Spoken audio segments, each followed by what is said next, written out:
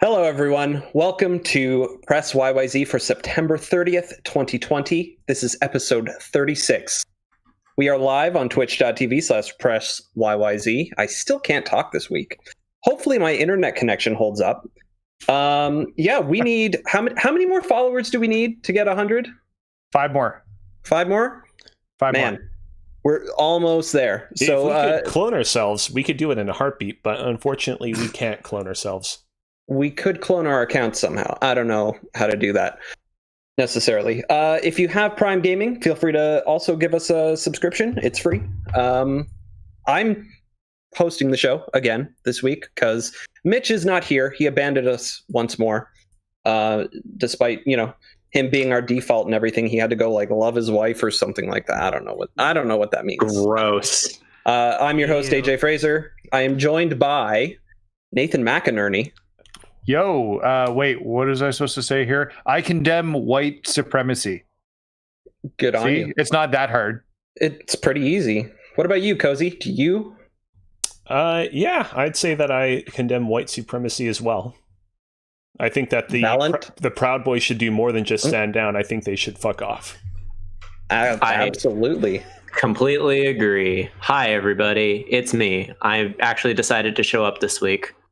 Good job. I'm proud of you, man. Alex. Thank you. I'm happy to be here, guys. I also condemn white supremacy. For those of you watching, you may have noticed we have a special guest here. Pvtt Jebus from the chat himself, Mr. TJ Beckham. Welcome to the show. How are you doing? Howdy. I'm doing good. I also condemn white supremacy. And oh my God. Whoa. It's a unanimous decision. It's that easy. Huh. I didn't hear it from Mitch, so I don't know if he does. Well, he tweeted it earlier today. So I think, he did tweet it earlier today. Can I just say I was really nervous because I thought I was going to screw up the words condemn and condone, and they have 2 different meanings. Oh, that would have been a rough one. I don't know if Alex could have edited that one out. Yeah. Oh, man. Well, politics aside, this is a podcast about video games. So what have you guys been up to? What have you guys been playing? Anybody can start. So I actually want to say, I know we just said, this is primarily a podcast about video games. However, if you've been paying attention to the news, you'll know that recently Montreal actually just went on red alert. Well, not recently, but they are going on red alert starting tomorrow, this Thursday, which basically means that restaurants, bars, casinos are going to be closing down. Restaurants will still be available for takeover, but in general, Montreal as a whole and several other regions in Quebec are basically going into lockdown to help help prevent the spread of the coronavirus, which of course has seized up over the past few weeks. It's not something that personally has significantly affected my household because myself and my parents have all kind of gotten used to working at home over the past few months, but I know that there are many people out there who are undoubtedly affected by this, and our hearts go out to all of you guys. I know that the coronavirus has been seizing up a little bit more in the Toronto area, but I don't know if you guys have initiated a red alert there as well or something equivalent. Not yet. No. I can definitely confirm we have not. As somebody who goes to a post-secondary institution, oh boy, it's it's rough. Let me just say that much. I genuinely feel nervous at all times while being at school. It's not fun. I had to take my son for a COVID test on Monday morning, or my wife had to take him, my 5-year-old, because he had sniffles. And he was coughing a little bit, so he couldn't go to school. And we had to get the COVID test back before he could go to school. Thankfully, he got it back this morning saying he was negative. That's good. Yeah. Wow. Yeah, we had a bit of a scare with a family friend. He was not informed. He went to a job site. He was not informed of somebody who lived in the home he was renovating had tested positive for a couple of days. And in that time where it was unknown, my mother went grocery shopping with this family friend, and we were on standby. Thankfully, the family friend tested negative, so we were not necessarily at risk as per the our public health officials and whatnot. So I didn't have to get a test myself, but it got real close to the front door there. That was a little rough, for sure. Yeah, I live outside of Toronto, but it's still kind of crazy seeing, like, we're experiencing a spike in cases as well, and seeing just the lack of anything being done is a little nerve-wracking. I have the luxury of working at home, and it's lucky to have that, but I can't even imagine like what you're going through, Alex. Yeah, it's very, very uncomfortable, to say the least. But it is what it is. I'm more than anything, I'm happy to be at school, but I also wish more was being done. But that's like a completely side thing. We don't have to talk about that here. Fair enough. In more kind of lighter news, recently I tweeted out that before the PlayStation 5 and Xbox Series X launch, I want to complete a bunch of games: Donkey Kong Country 2, Kingdom Hearts 2 Final Mix, Lego Alpha Team, Bioshock 2 Remastered, Horizon Zero Dawn, Cuphead, Bloodroots, Marvel Spider-Man, and the Pokemon Crown Tundra DLC. And so basically I'm kind of shifting up my schedule so that over the next few months, both on and off of Twitch, I kind of focus on all those various experiences. The game that I've been focusing on at the moment on Twitch has been Donkey Kong Country 2. This is a game that I'm not new to. This is a game that I played many times in the past on my Super Nintendo back in the day. And I knew that the game was great. It's one of those experiences where I'm like, yeah, I know that people tend to have nostalgia goggles when they go back to older experiences, but I knew that this game was going to delight me all the same. What I wasn't expecting, though, is just how pleasantly challenging it was going to be as well. There are many other kind of classic games from the Super Nintendo era, like Super Mario World or The Legend of Zelda, that I still have very fond memories for, but that whenever I go back to them, I'm a little bit dismayed by how easy they are once you kind of know all of their secrets and their ins and outs. And it was really refreshing to go back to Donkey Kong Country 2 and be like, oh man, this game is still decently challenging without being utterly overwhelming or unfair in the way that, some other Super Nintendo and original NES games can be. So really looking forward to completing that once more. Do any of you have any experience with this game in particular? I 100%ed the original Donkey Kong, or 103, I think it is. But I never actually played 2 or 3. I think the third one came out on Game Boy years ago, and I think I had that. You mean like the Game Boy Advance, or? No, there was a version of Donkey Kong Country with the two girl monkeys. No, it was Dixie and the Baby Con. It was Dixie and a girl version of DK, but it was on the Game Boy, and it came in a yellow cartridge, just like Pokemon Yellow. Huh. I don't know what game that is. Yeah, are you sure that wasn't a fever dream? I'm quite sure. I'll look it up while we're talking, but yeah, if any of you have any interest in this game, go check it out now, because part of the reason that spurred me to play this game right now is that Nintendo recently re-released it on Nintendo Switch Online, so it's easier to experience than ever. Is this one only a limited time as well? I don't think so. I think it's permanent for the time being. Okay. Which, I mean, you could technically translate that to mean limited as well, but let's just pretend it's permanent for now. Okay. Fair enough. Perfect. Anybody else want to go? Go for it. Go ahead, TJ. No. Ahead. Okay, well, I mean, I haven't really been doing too much this week, at least when it comes to video games. For those who are watching the video podcast, might notice something a little different about my hair.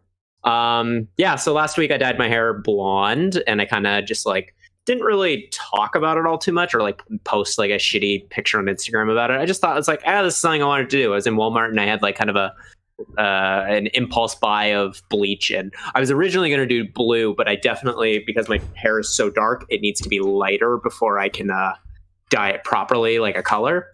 As well.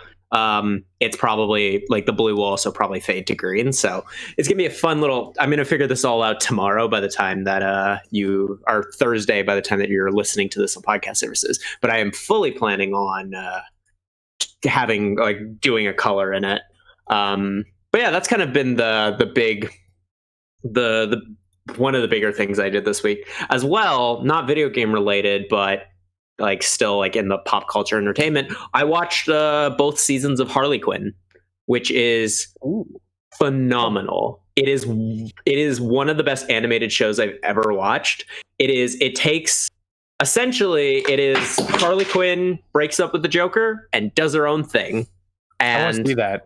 Yeah, it's awesome. It takes a lot of the like tropes of different Batman characters and really like plays with them in a very comedic way, but also still having a lot of heart to it. It is genuinely really, really funny. I love the interpretation of the Joker because you know how like on like Reddit and 4chan, there's kind of this like there's this kind of like not like this way that people idolize the Joker, and it's like, okay, well, it's like the kind of the incel-y like Reddit like section of Reddit. Yeah, so it's like the interpretation of the Joker in Harley Quinn is, who would be the guy who inspires those people? And he's just a misogynist, an asshole, and it's great. It's such a fun interpretation of the Joker, especially in a modern context. I think it's like I watched both seasons in the course of like a day and a half. Like it is really, really good, and I can't wait for season 3. How many episodes a season are there? I believe it's 13 episodes both seasons, but they're only 22 minutes. That's reasonable. Yeah, it's very, very easy. The only problem is it's really hard to watch in Canada. I bought the first season because I'm like, I've heard so many good things about this. I bought it on iTunes for about $20. And then as soon as I finished it, I bought the second season just because there is no real way to watch it in Canada. Like it's not on Crave or anything like that. And so that's the only like downside of the show is it's not readily available. But if you have a means to watch it, do it because it's really, really good. Wow. Cool. Yeah. It's something I've been meaning to watch for a long time. Yeah. Yeah. Especially now that like both seasons are like complete, and I believe season 3 just got greenlit. So now is like a pretty good time to watch it. Might be worth maybe waiting, but I think it's good enough that like it's worth like seeing. Plus also like with next year being like the year of like Suicide Squad and Harley Quinn, it's pretty nice to get like this to get in on it now. Oh, sweet. Yeah, highly recommend it. Harley Quinn, very good. If you get on it now, you can say that you liked King Shark before he was cool. Yeah. Well, DC is a good transition. So I am currently watching the Crisis on Infinite Earths crossover for the Arrowverse. Oh, sweet. I've been periodically watching each of the shows throughout the years they've been running. But I'm really into Legends of Tomorrow right now because it's kind of a more fun time compared to the grittiness of Arrow. And I'm really digging it. It's confusing considering I haven't watched the other 3 shows. Yeah, there we go, Crisis. I've never read the comics, so I think I might have to after this. It's thick. Look at that big thickness. I've actually got the novel as well. That was written by damn it, you beat me to it. So... but yeah, Crisis on Infinite Earths what I've been watching, but what I've been playing with some of the people actually here, a lot of Among Us, which I'm voting for my game of the year, even though it came out 2 years ago. It is just a ton of fun, and the chaos that ensues with it, no matter who you're with, it's like the best board game meets the video game world, and it's so hard to explain how much I love it, but it is a great game. And I know I played with Alex, and I know I played with Nathan. I don't know about AJ. No, I actually bought it, downloaded it, and I have not played it yet. Yeah, and I only played with you very, very briefly. So I only played with TJ briefly. We should do a game at some point together because TJ, I got to be an imposter, and TJ caught me. Yeah, bastard. That's right. I'm the greatest detective. Batman can sideline. I was trying to be, because I hadn't played it, like, I don't know what I'm doing. And he's like, you were close enough. And then they all voted for me.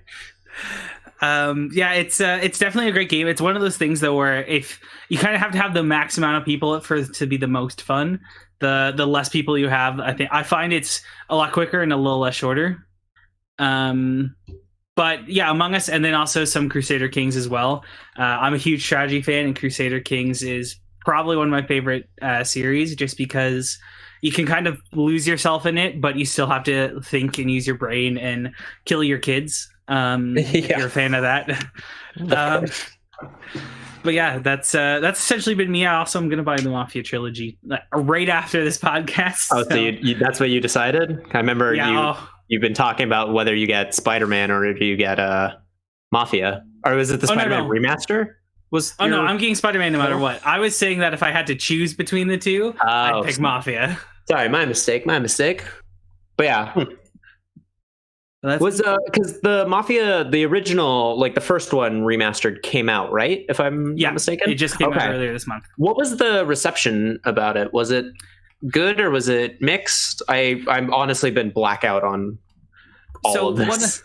What I've seen about it is it's been getting pretty positive reviews. Like the biggest faults I hear from it are that it's got bugs to it. It's got some glitches. Like it feels like a older game. Is what I heard a friend of the show, MC Fixer, say. But it's a lot of fun. The story is still really on par from what I've heard. Like it just takes the same story and some of the same essential plot, but modernizes it with new voiceovers, new graphics. They've actually tweaked some of the dialogue so it makes more sense. Is it still the same voice actors? That I'm not sure of. Okay, just because. Though, I'm not sure who's going to die on the hill of, it's not the original voice actors, but it would be cool if it was. I never got a chance to play the first. The Mafia series is one that I've always loved. It's always one that I've wished would be better than it is, but I still really enjoy it. But I've never gotten a chance to play the first because the original came out in 2003, and it's hard to get those games to run on your PC. Yeah, I can imagine. Mm-hmm. Very nice. Yeah. AJ, what have you been doing? You've been quiet. What have I been doing? Yeah, you've been very quiet. Yeah, I've just been listening. I've been enjoying hearing the game conversation because I haven't played much other than No Man's Sky. I've fallen back into it for a second time in a couple of weeks, but in a different way. Previously I had said that, the best way and probably only way that I really want to play No Man's Sky is in VR. And that remains mostly true because there's something completely immersive about it and whatnot. But the new update came out and I just built this new computer. So I figured, okay, well, it's on Game Pass on PC. Why not put it there and just, play around with it or whatever with the new update and whatnot. And so I did that. And, I haven't seen too many of the new features. I will say a lot of the planets that I have discovered since, they haven't exactly been samey as what was before, but there have been some newer variants in there, specifically one that was labeled imminent core detonation. So I don't think the planet is going to explode at any point, but what it basically means is there are volcanoes all over the planet. It's a whole thing. Actually, my girlfriend's in the chat right now, and she just reminded me I've taken a couple. Something that I have done that I've really appreciated, especially with this new PC, is screenshots, because I've got dual monitors right now, man. And so what I've done is a high tech ability. I know. No, what I've done specifically is I've just taken basically panorama pictures and used Photoshop to automate and stitch them all together. And kind of come up with a neat, super widescreen display, imagery of, just visuals on some of these planets and whatnot. The other point I wanted to bring up specifically with the Game Pass version of No Man's Sky on PC, I was able to boot that thing up on my phone using the Game Pass app, so the cloud streaming, which we will talk about at some point tonight, specifically, I'm sure. Cloud streaming in general, because I always do. But yeah, what was really nice is that it was cross-save between the PC version and the game streaming version, which means it's cross-save with the console version, which is actually a pet peeve I had with Master Chief Collection on when going back and forth from PC to console or to the phone. The save didn't carry over from the PC. It could have something to do with all of Master Chief Collection not being out yet. Yeah. But like specifically when I was playing through Halo 1, sometimes I wanted to play it on my computer. Sometimes I wanted to sit in front of the big TV and play it on my Xbox. Sometimes I wanted to play it in bed on my phone. And the only time cross-save worked was when I went from Xbox to phone and vice versa. Yeah. If I wanted to continue my PC save, I would have to start that level over if I wanted to continue from where I left off. But I digress. I wouldn't, just very quickly, I wouldn't really, blame 343 with that. Master Chief Collection is held together by fucking duct tape and dreams. So absolutely. the fact that they're even adding, cross-play that's going to be added between PC and Xbox is still kind of a miracle in my eyes. So, when there are shortcomings like that, I feel like it's easily forgivable, at least for me personally. Yeah, absolutely. I mean, when you imagine it happening from when you first create a game, like for example, Sea of Thieves is completely cross-play and cross-save, and your account carries over from PC to Xbox and vice versa. Where Master Chief Collection was a dream, and it caught fire very, very easily. But yeah, that's what I've been up to. Nathan, what have you been up to? I've had a weird week this week. I want to shout out a few quick things because I've got a few things on here. Number one, I caught up the entire last season of the 100 in time for the final episode, which is going to air tonight. So are you guys familiar with the 100? I've heard of it. I've watched up. Well, I can't really say anything without spoiling it. I've watched a couple seasons, maybe 4 or 5. Okay. Yeah, no, it's one of my favorite shows over the past 10 years. But it's initially starts out as where everybody's living on this space station that's cobbled together by multiple space stations after there was a nuclear apocalypse on Earth. And they send 100 children that are juvenile delinquents down to the Earth to see if it's inhabitable. And it's kind of their story. To see what happens on Earth. And there's been so many twists and turns, and I can't really talk about it, but I'm glad to see the series finally ending this week. And I'm hoping it has a good ending because it's one of my favorite series that I've enjoyed over the past few years. Yeah, so in my experience with it, it's definitely an interesting show. I think it kind of starts off more like a kind of teen romance, but apocalyptic survival. But then as the show grows, it kind of puts that whole teen romance on the back burner and just goes full on apocalyptic drama. And it's the seasons I've watched were really good. Again, the longer that you watch the show, the better it gets. It's something I didn't realize it was ending, so I'll have to get back to it.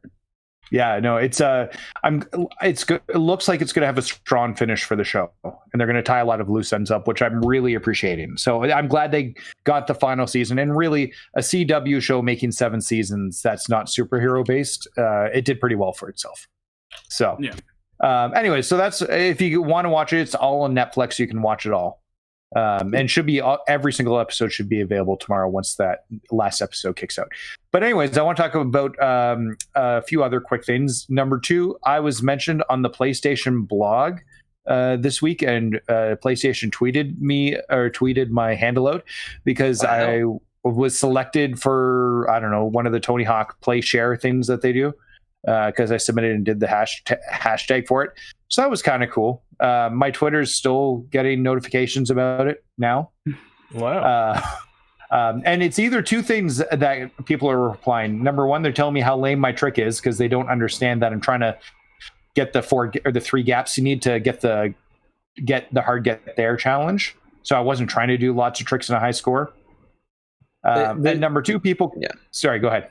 No, I was going to try and compare it to like a quality quantity thing, but I don't think that's necessarily the case because like quality and quantity in terms of tricks in Tony Hawk is kind of the same thing because the more tricks you do, the higher quality your combo. That I guess I don't know, and but whatever math, I'm not good at it. Yeah, no, it's all good. So yeah, the whole point of that one was just to string the 3 gaps together, but they're really stretched far apart across the level.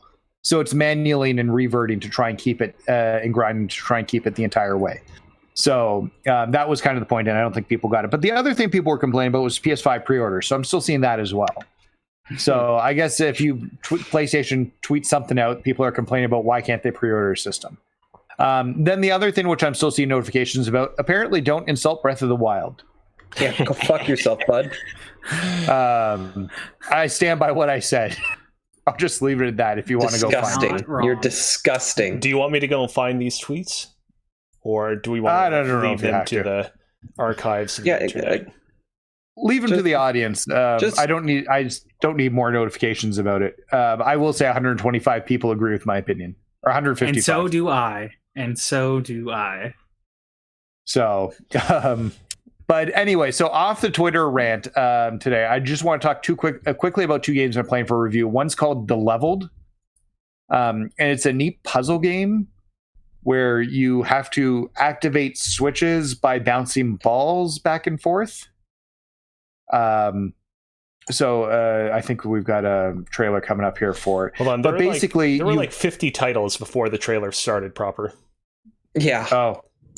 But essentially, you've got to get these like blocks to this gate, but you have to a lot of times activate these switches. But there's a momentum thing. So when your guy drops and he hits on the other side of the line, it'll make your other guy bounce. If they fall at the same pace, then they're both going to bounce at the same time.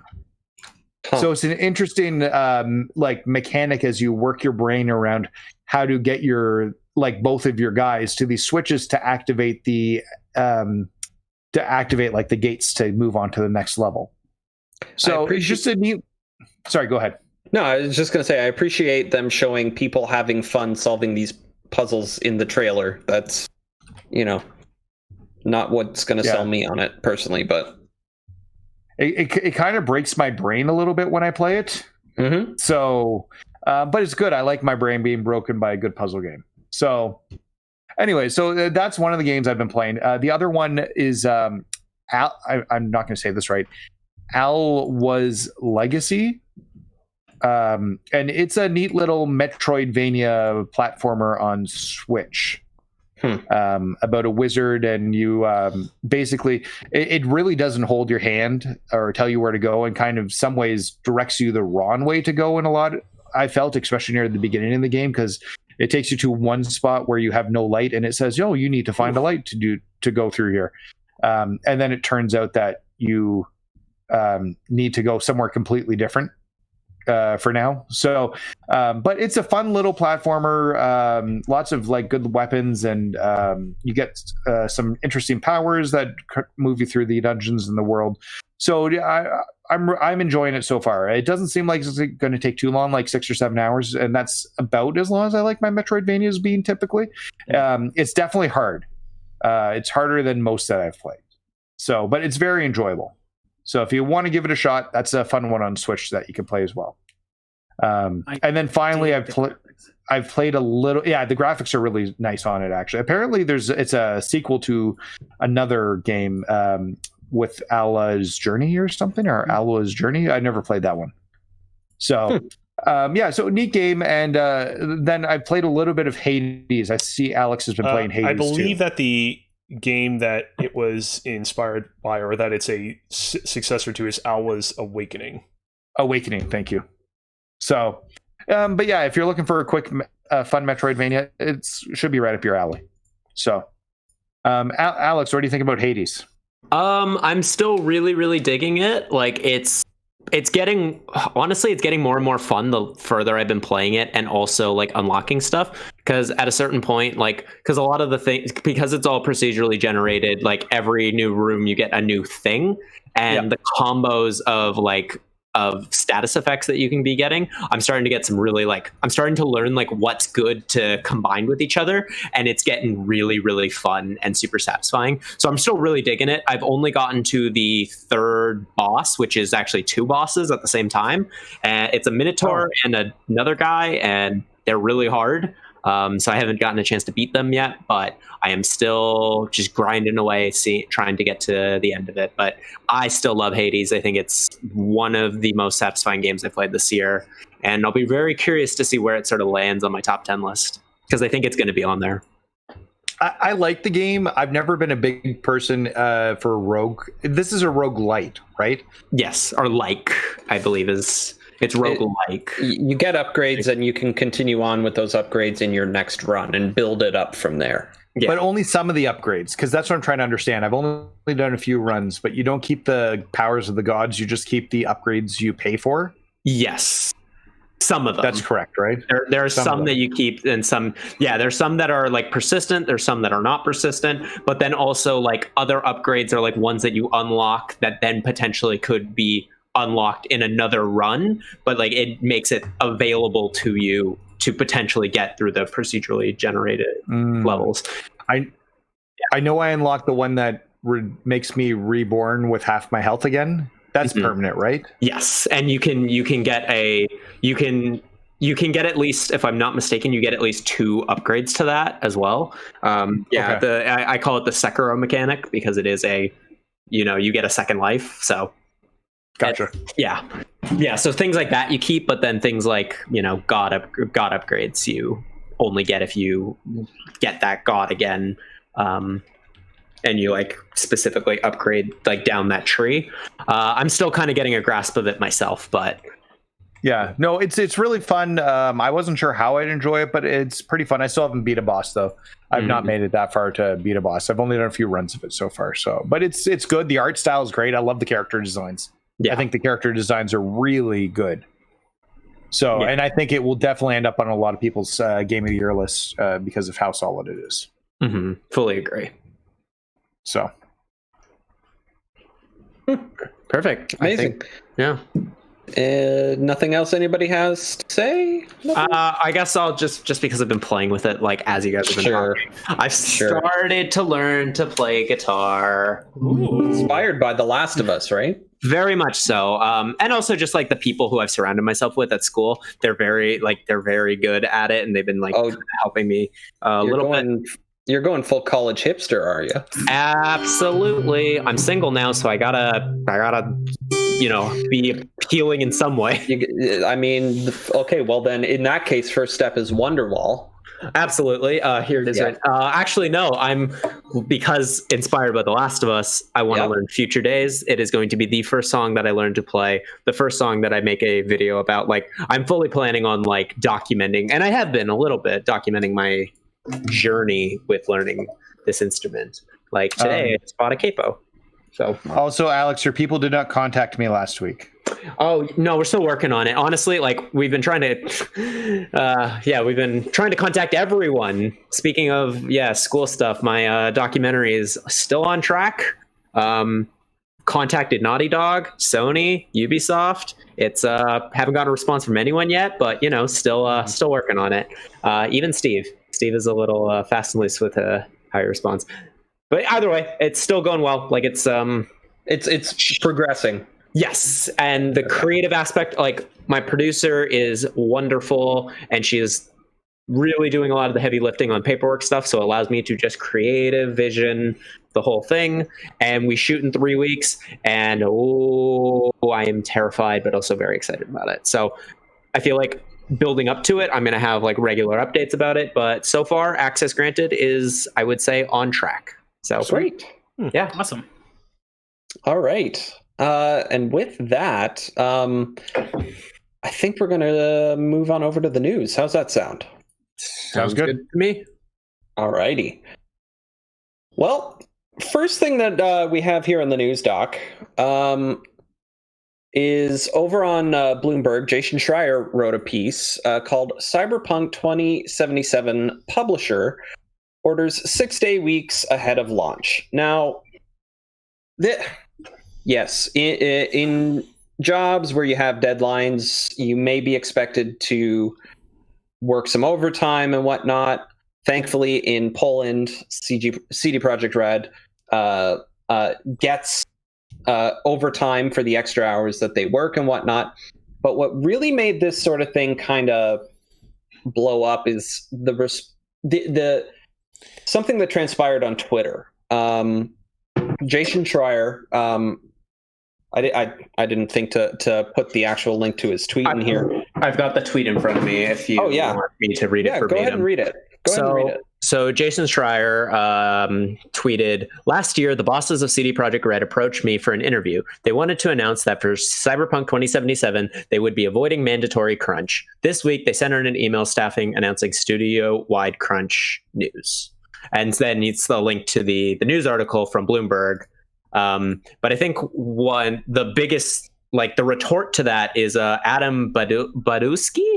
I'm probably saying his name wrong, but he's the head of CD Projekt Red, and he quote tweeted Jason Schreier with just a note, like a screenshot of the note app, and it's, "These last 6 weeks are our final sprint on a project we've spent much of our lives on, something we care for deeply. The majority of the team understands that push, especially in light of the fact that we just sent the game to CERT, and every day brings us visibly closer to shipping a game we want to be proud of. This is one of the hardest decisions I've had to make. But everyone is well compensated for every extra hour they put in. And like in the recent years, 10% of the annual profit of our company generate in 2020 will be split directly among the team." Of course, something that needs to be brought up in this scenario is the factor of COVID-19. Now, I'm not saying that without COVID-19, the team wouldn't have still had this crunch. It's entirely possible that this crunch would have still happened. But you'd have to imagine that initially they had planned the delay of Cyberpunk 2077 to the end of this year was planned in part so that they could better space out their time and potentially avoid this kind of crunch, and that the introduction of COVID-19 somewhat disrupted that. Mm-hmm. Yeah. Go ahead.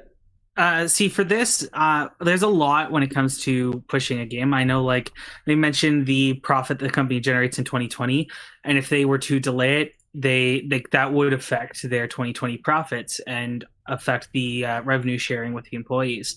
But so selfishly, because I've been saying it's going to get delayed, but I think they should delay it, because Cyberpunk is one of those games where no matter, they could delay it 3 more times and people will still be as hype. CD Projekt Red has created this kind of thought bubble around them where they can do no wrong, and they've proved that so far they haven't. This might be that first nail in the coffin, but it's like they could push it off and there won't be any issues, and it boggles the mind as to why they don't just take the bullet and push it off till even as early as February. I will say, I just very quickly, just a slight retort. Like I get, like I do agree with you in the sense that like CD Projekt Red has this like bubble of like positive activity around like their reception. They've only made one game though that like I feel like it warrants that. The Witcher 3 is a fantastic game, but like it's kind of astounding how they've proven themselves as a studio. They've made like a bunch of games, and really only The Witcher 3 is like the one that I would say is worth kind of anything. Like I think 2 is fine. I never played the first one, but just it is kind of astounding how positive their reception is just from The Witcher 3. What I was going to say really quick is just, it's not, this isn't necessarily their first misstep. Like this misstep specifically is, hey, they said they weren't going to do something and then they went back on it. And, that's a problem in general with a lot of game companies and whatnot. But the first nail in their coffin was the overlooked transphobia imagery in CyberPunk, which, you know, that sort of thing. When it was first revealed, you know, there was that poster. I'm not necessarily going to describe it here because I'll do a poor job at it, but you know, they've definitely made some missteps with this game specifically. I don't think that necessarily speaks to the quality of the game, good or bad. Like, should this be delayed at this point? Possibly, but I don't see it happening at this point. Yeah, they might. The cat might be just out of the bag. I'm not sure. I don't think they're going to delay it. I think they probably should have delayed it if they promised that they'd have no crunch and then are having crunch. Now, on the flip side, it does sound like they're being properly compensated for it. And the realistic truth is we don't know what the team's feelings are on. All we've seen is really from the publisher saying that the team understands that they need to do this and that they're being well compensated for it. So at least they're not being forced into mandatory like overtime without extra pay. Yeah. But it's, I guess the question is like, if it's mandatory, they don't get the option to do it or not to do it. So yeah, I don't know. Yeah. I'd rather see them delay it. Yeah, I'd rather see them delay it too. And, you know, mandatory overtime, you know, it is a factor in some businesses. And, you know, if the person agrees to it or not, whatever. But like, you also have the issue where there could be like the non-mandatory overtime where it's more of a social issue within the company. Oh, this person doesn't want to pull their weight, do they? I'm working all these extra hours because this person wants, and that creates its own poor dynamic that makes employees dislike other employees rather than disliking the poor management that put them in that position in the first place. So I want to conclude this by just making a little bit of a meta comment. I was in a chat with some other people the other night talking about this news story, and some of them were complaining about how like this feels this feels like a bit like a manufactured outrage kind of story that, like, you know, there's a ton of other developers right now who are undergoing similarly intense periods of crunch, but they're not being specifically targeted. It feels very specific and unnecessary that CD Projekt Red is being targeted. And it's like, I somewhat understand their perspective, but ultimately, if we want to, you know, do away with crunch in the industry, be able to minimize it as much as possible, this is something that needs to keep being discussed. And in this instance, you know, because CD Projekt Red made a big ado about how they were not going to have crunch towards the end of production. Yeah, I feel like it needs to be brought up in particular.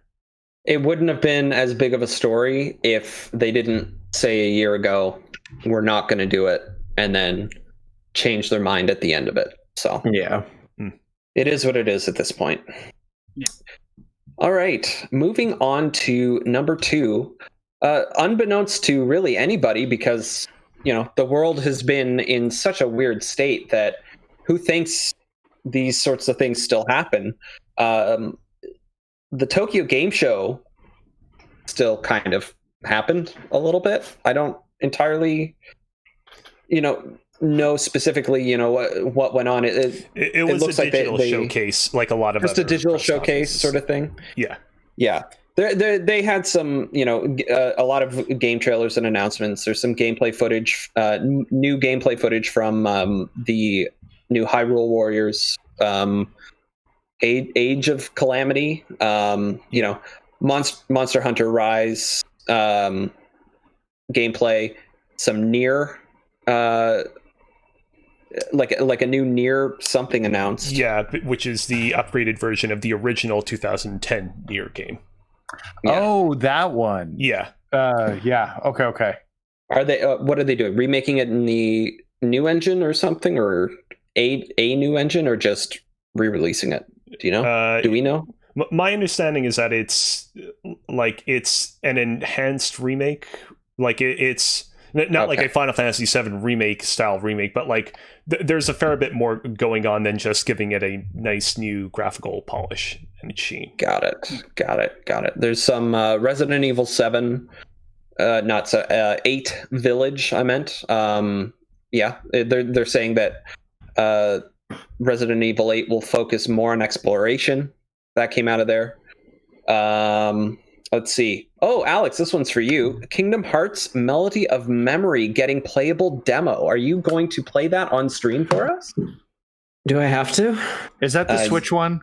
Is that the Is that the rhythm game one? It's coming to PlayStation 4 and Switch. Yes. Oh. I'm gonna just say no. No, I'm not even gonna entertain that idea. Or if you hit 100 followers on the channel this stream, you'll play it. You know what? Fine. If we hit 100 followers this stream by 10:30 tonight on September 30th, then I will play it. Hey, chat and everybody listening, let's get on this on Twitter right now. So Alex has to play Kingdom Hearts. Here, I'll go even further because I don't think we're going to do it. I will make a highly edited video of me playing it. Wow. I will put effort into this. I swear to God, I'm going to read the follower. Like, this has to be legit people. This can't be fucking Mitch making 6 accounts to follow the page with. Because I already know he would do something like that just out of spite. I really want to see like a scene of you playing this game in your upcoming documentary. It's like just completely sidelined, like, you know, yeah. It's about Steve and accessibility, and then just, you know, Kingdom Hearts. You just like 30 frames just of you just. Yeah, I'll slip it in somewhere. That. Yeah, somewhere. Yeah. There's a Shin Megami Tensei 3 in this whole list here. Yeah, that's another special mode for remake as well. Yeah. I can't wait for that. I'm so excited about it. Me too. As getting into the Persona series, I'm just so invested in whatever Atlas does next. So I'm very excited to see what they've done previously for when Shin Megami Tensei 5 comes out. Nocturne's my first SMT game. The only thing I'm disappointed about is that Dante was included in the original release from Devil May Cry when they released it on PlayStation 2. Right. And now, because he was subbed in for a different character from the Japanese version, and then they gave us him in the American version, he's DLC now. Okay. Oh, really? To get him in this version. So they've basically used the original Japanese character that they had used in the Japanese game, and now you have to pay to get the Dante DLC. See, with, I think, just a skin for him. If they announced that they were just taking Dante out of the game entirely, like, I feel like I would have been more cool with that than, hey, Dante's in it, but he's DLC. Yeah. So, yeah. Anyway, so yeah, sorry, that's my little comment about that. And SMT5 should be great. I'm looking forward to that. Very excited about that. They also have Ni no Kuni Cross Worlds first gameplay reveal.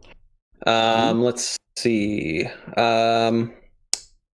The medium composers explain how the game uses something. Are you just making shit up at this point?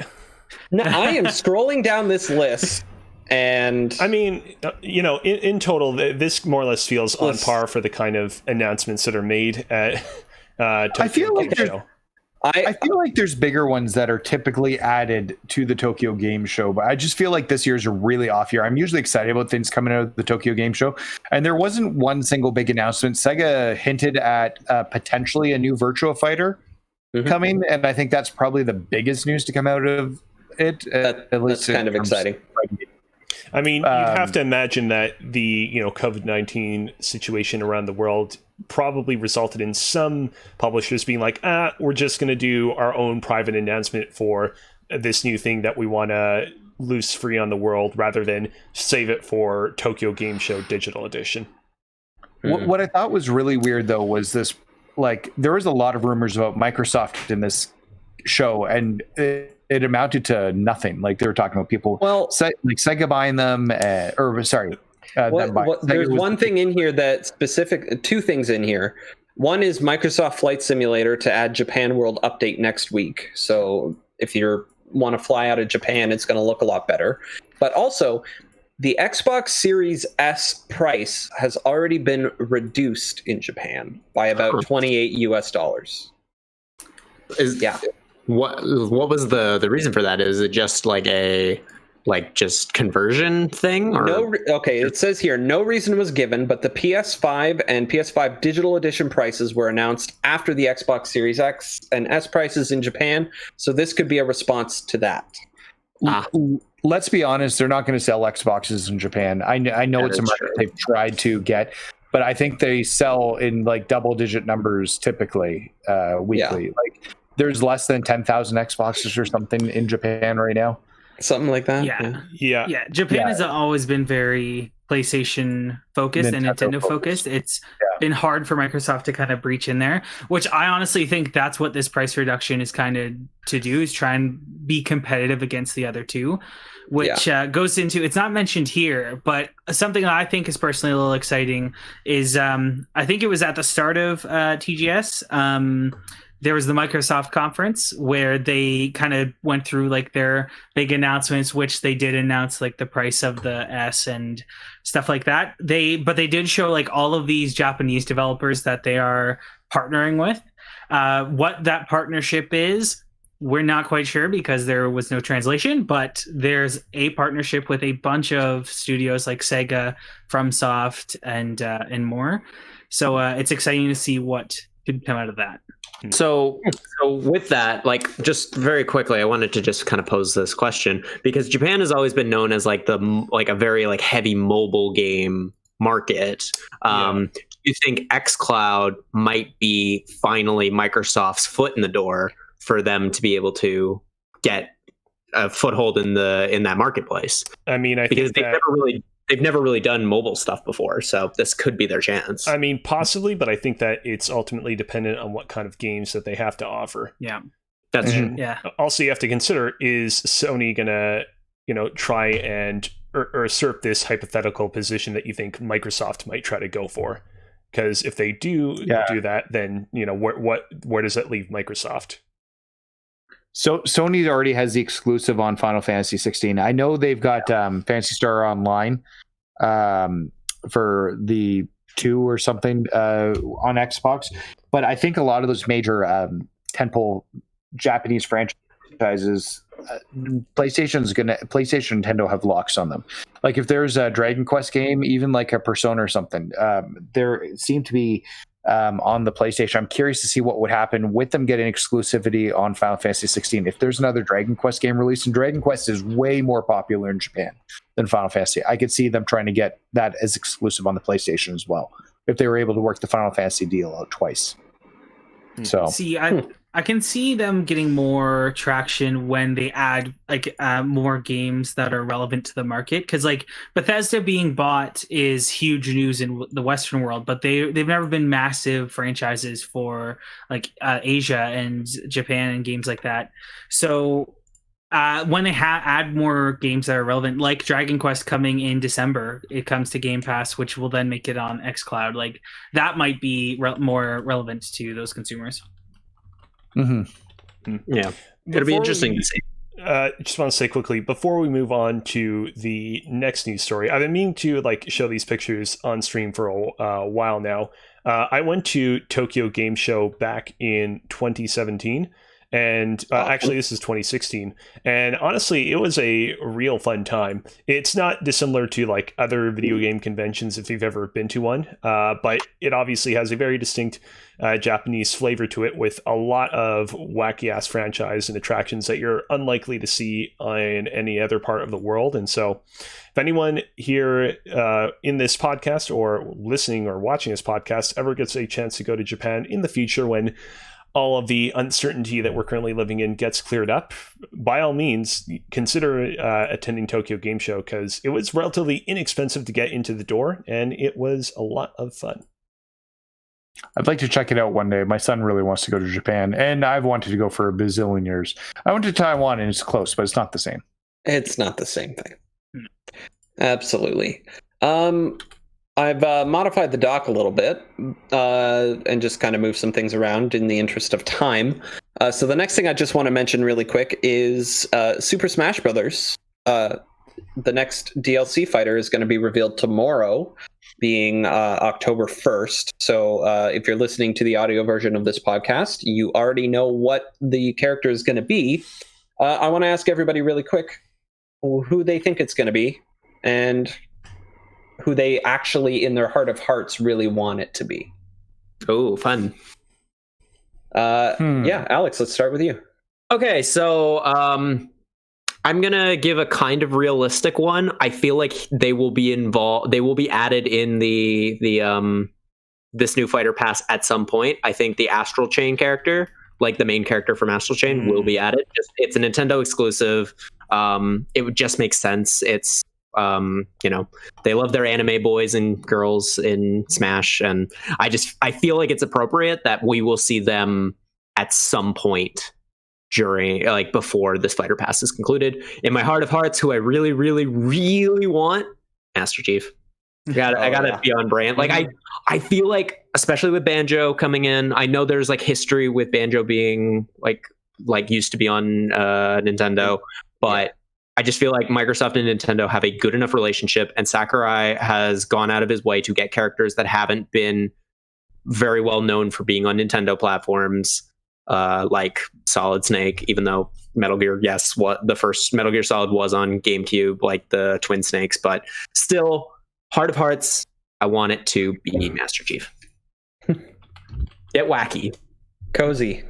So here's the thing. Realistically, I think there's a pretty good chance that it could be a character from Ring Fit Adventure, either the main character, the avatar that you play as, or Drago, which I believe is the name of the main villain of that game. I'd say that the main villain is more likely, just because I feel like some people might complain that there's too much similarity between the main character of Ring Fit Adventure and the Wii Fit trainer.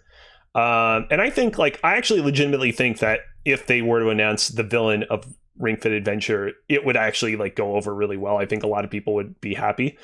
However, the character that I really want to appear in Super Smash Bros. Ultimate as a DLC fighter is, and now stick with me here because you're going to be like, wait, what? It's another Pokemon by the name of Dracovish. So the whole backstory behind this Pokemon is he's a fossil Pokemon. But typically in the Pokemon games, fossil Pokemon are Pokemon that you kind of resurrect from one fossil. Dracovish, however, and all of the other fossil Pokemon in Pokemon Sword and Shield are Pokemon that you revive by combining other fossils together. So in his case, you combine a dinosaur fossil part with a fish fossil part, and you get this dinosaur-fish hybrid where its Pokédex entry literally says that its legs are capable of running at speeds exceeding 460 miles per hour, but apparently it can only exist underwater because it can only breathe underwater. So its leg power is completely useless. It's just a goofy, wacky, memey Pokemon that has actually taken the competitive Pokemon scene by storm over the past year or so, and I think he would make for a great addition to Smash Bros. That realistically could actually very well happen because it's Pokemon. It's a pretty done and done Nintendo franchise, but obviously remains to be seen whether that could actually come to pass. Nathan.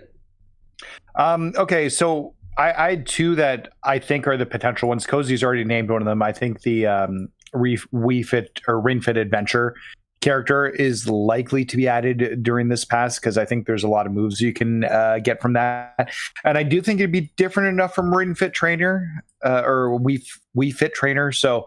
But then the other one that I think is probably pretty likely, especially with how hard they've pushed the expansion pass, is I don't know how to say its name, but the legendary Pokemon, the Cub Fu, the upgraded one, Urshifu. Yeah. Urshifu. Because it's a fighting type Pokemon, and it'd be interesting. I think there's two different types, like a water fighting and dark something. I don't understand Pokemon really well. But I think that's a likely scenario, especially because I feel like the starter Pokemon as fighters has been kind of played out, and there's not a lot of depth there. Because I know Mitch was saying he thought it'd be Cinderace, and I'm like, but they've already got Incineroar and Charizard as played. Yeah. There's a lot of fire Pokemon. So, I wouldn't necessarily go that route. This gives them a push for the season pass, and just as they're announcing it, like they did the direct that talked about the upgrades to it, it'd probably be a perfect time to announce it and maybe have it come out the same time that the last section of that season pass comes out. So, who I'd like to see, which won't happen because it's a PlayStation character, but I think would fit really well, Ratchet and Clank. I think Ratchet and Clank would be a great fighter in this, a great fighter in Smash Brothers. It will never happen. But that's my pie in the sky. Would be really good. Yeah. Can we just get a PlayStation All Stars Battle Royale too? That's what I want. I love PlayStation. Except All now, Stars because of Battle Royale. Royales, you would have to have 100 players at the same time falling from the sky, fighting on their way down. That's how it would have to work. I just want to say quickly, I know we're not trying to spend too much time with this news story, but you might remember how back in February of this year, the Pokemon Company celebrated the 24th anniversary of the game by basically letting fans vote on what they believed their most popular Pokemon were. And some of the, most voted on Pokemon were Pokemon like Greninja, for example, and Lucario, who are already fighters in Smash Brothers. Below that, though, we have Mimikyu, which I believe is a Pokeball summonable Pokemon in the game. Yeah. Yeah, I believe so. And then we have Charizard, who, again, playable character. And then we get into... regardless, we get into Umbreon and Sylveon, which are two evolutions, which, I mean, I'm fans of both these Pokemon, but I don't really feel like they would make great fighters, IMO. I don't know if they would make great fighters, but if you treated them like Pokemon Trainer, but you had one of each and you could pick which one you wanted and cycle through them, perhaps you'd have something there where you have doing different, like every single one of them has different attacks. That would be cool. Underneath that, you have Garchomp, which I feel like has appeared in the background of one of the stages, but I don't think has been featured in like a Pokeball capacity. He was my favorite fighter in Pokken Tournament. Yeah, I think that, I don't know, I feel like the time has kind of passed. Maybe if there were like Diamond and Pearl remakes, it would make more sense to have him in the game. Maybe. But yeah. And then there's Rayquaza, which, we've already had him as a boss. I don't think it makes sense as a playable character. And then we have Gardevoir, which I think would make for a great playable character, but again, she's already a Pokeball Pokemon. And then number 10, we have Gengar, which I actually think could totally still work as a playable character, but hard to say, again, whether they would go for it nowadays. Yeah. Mm-hmm. Who knows? Like, there's so many good Pokemon that would be good fighters. They should just make a Pokemon-only Smash Brothers. Like, that's how they should redo the combat system in Pokemon if they wanted to make it more live action. Make it Smash Brothers. Yeah, TJ, any predictions real quick? So honestly, both of mine have been said. I think the Ring Fit Trainer is a shoo-in. Like, if the Wii Fit Trainer wasn't in the game, I would be like, that's a crazy idea. But we live in a world where that's the case, and they actually make it work. So I can see the Ring Fit Trainer being added, and even if they want to go the full 9 yards, make it so you can play with the Ring Fit accessory. And then the one, like my pie in sky one is Master Chief. I've never been a huge fan of Nintendo franchises. I've always owned the console, but never really played the exclusives. So having the big third party characters like Snake and Sonic, Joker as well. Helped me. Yeah, Joker as well. Has drawn me into it. So I would love to see Master Chief kind of be added in, and the just imagining what his moves could be it makes me want to play Smash. So yeah. Crash 4 comes out next week. Is there any chance it's Crash? Ooh. I mean, Tim Geddes of Kind of Funny actually is really hoping that could be it. So he doesn't have any, like, there's been no leaks of this yet, probably because nobody is actually working in close proximity with each other at the moment. Yeah. So who knows how that could go, but that would be a very good one. Spyro, I think, would be an interesting one, but we already have a fire dragon with Charizard. Yeah. So I don't know how well that would work necessarily. Love it or hate it, Alex, Sora would be a good Smash Brothers character. I do agree, but do you think that there are already too many anime boys with swords? At least he's not from Fire Emblem. That is true. Here's the thing. I will, not to go off too hard, but I think Byleth is a very appropriate character. And I know there's so many fucking Fire Emblem characters, but Byleth's awesome. I like Byleth. I agree. I do want to say, I know that I'm typically the person who's most supportive of the Kingdom Hearts franchise on this podcast, but I'm pretty certain that it was like semi-confirmed at one point that Yeah. Sora was not going to be making the cut in Smash Bros. Ultimate. So They couldn't get the licensing with Disney to work out.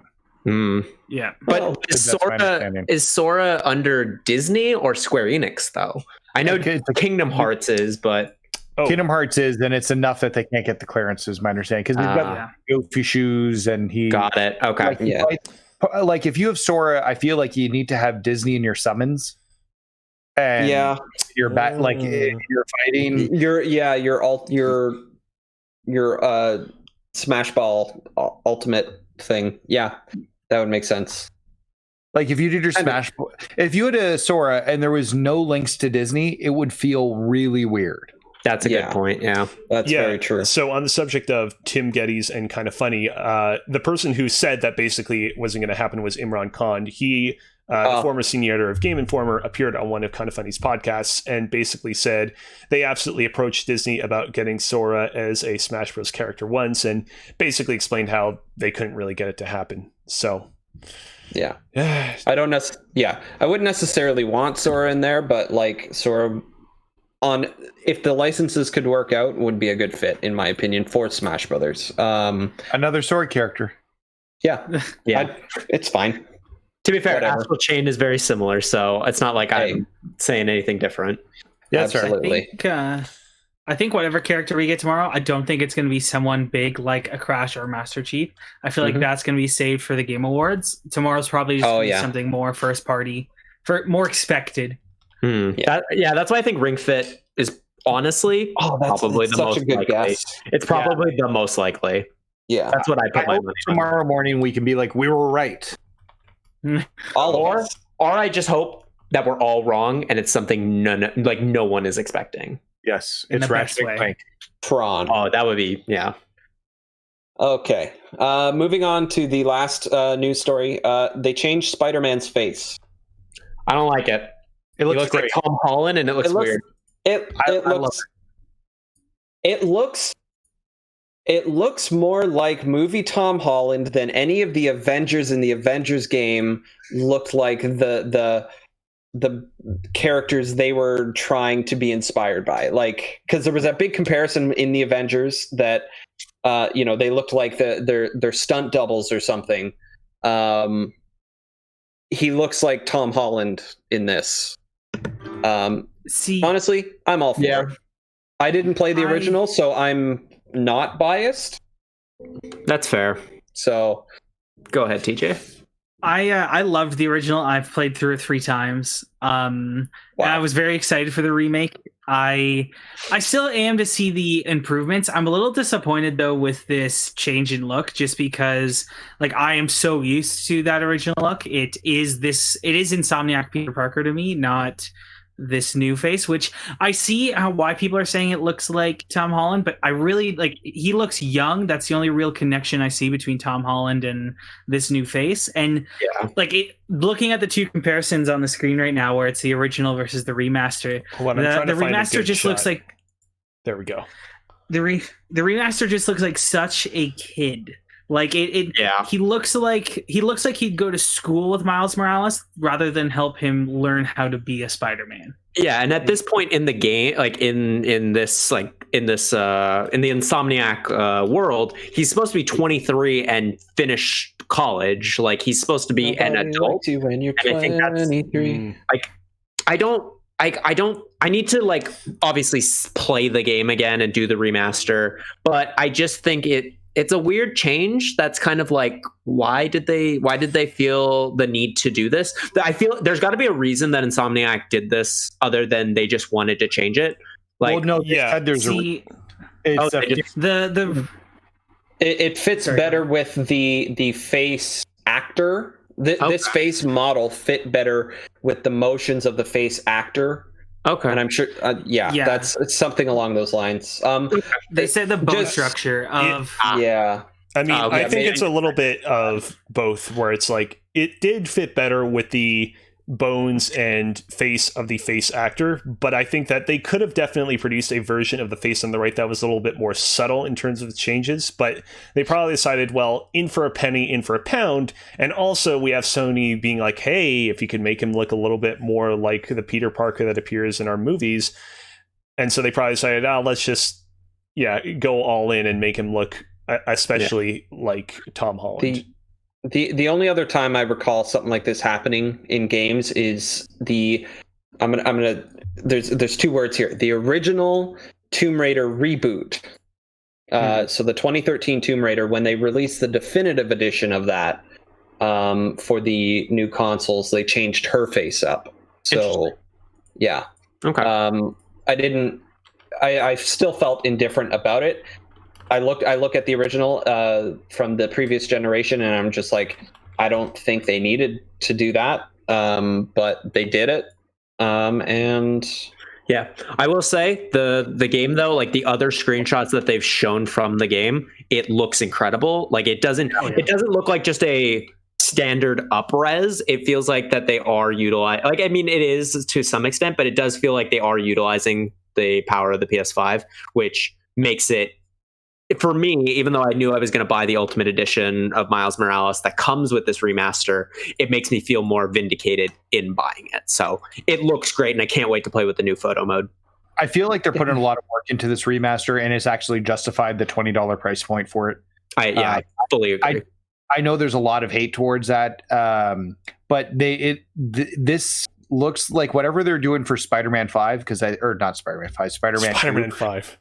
When I'm thinking PS5 is combining things.